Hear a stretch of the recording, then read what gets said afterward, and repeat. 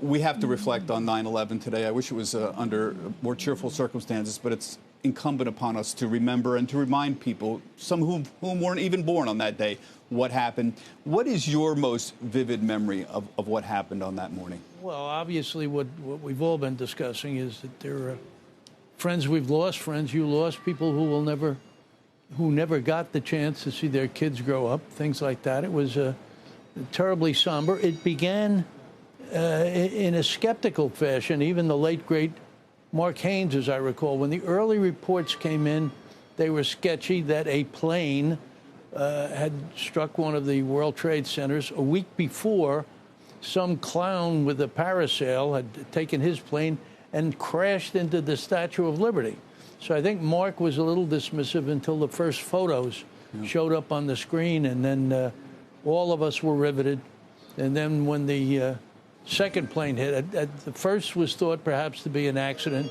When the second plane hit, we knew it was a serious attack on the U.S. You know, you mentioned Mark Haynes. He had so many great moments, but I think his finest moment was 9/11. I was on the air with him describing the problem Dick Grasso, the head of the NYSE, was having, trying to figure out whether he should open at all that day. And Mark nailed it. He said, Bob, Dick's got a problem. If he does not open, it's a sign the terrorists have won. If he does open, perhaps there might be issues with the people working inside. We don't know. It's a dilemma.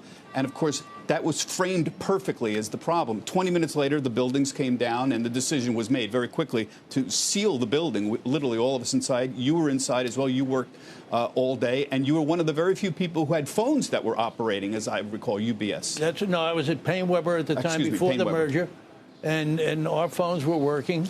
And between the loss of the towers and the lines here, which was what kept the exchange closed for 4 days after, and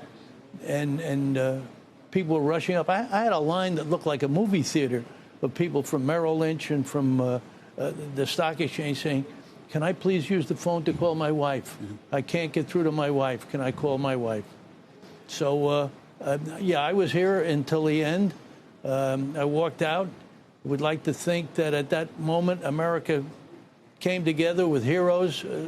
Greed didn't take a holiday. I came out, and there were a bunch of guys wearing the same kind of masks we wear now for the pandemic, catching envelopes, things falling out of the sky from the 80th floor at the World Trade Center, and looking through the envelopes to see if there was money or cash.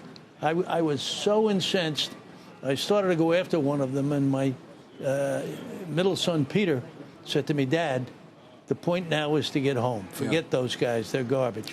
And, of course, there was the aftermath that we all dealt with. But one of the great days for the New York Stock Exchange, I'll never forget, September 17th. The market had been closed for 4 days. That Monday reopened. Treasury Secretary Paul Neal came. We said Hillary Rodham Clinton here. Schumer was here. Rudy Giuliani, the mayor, was here. Everyone sang God Bless America. The bell rang. And, of course, the market did not have a good day. The Dow, as I recall, was down 7% that day, and nobody cared. It was one of those days that nobody cared. Well, people who don't understand the market were saying things like, well, there may be a patriotic rally. We're all together now. People go in and buy just for that. Well, you forget this is a global market. Europe was down and down sharply in those days when we were closed. So everybody was more or less compensating, and they were down that day and unfortunately stayed down for a couple of days. I think they were down probably about 12 or 14% by the end of the week that we were open. But, you know, it was a somber time, but we learned a great deal about ourselves and where things would go. And as far as the exchange, after the Twin Towers came down, the exchange became the #1 target in New York City. And if you come to it today, it's not like it was when I first came here. For a whole block around, there's a security parallel, and you can't drive up to the exchange. Years ago, you could just drive by the street and hit the potholes. There are barricades everywhere, and that is one other thing about barricades. We came for the next several weeks in a somewhat depressed mode. Everybody was downbeat, and the only smiles south of Canal Street were in the photos on the missing persons posters that the families put up to try and find people that had not come home.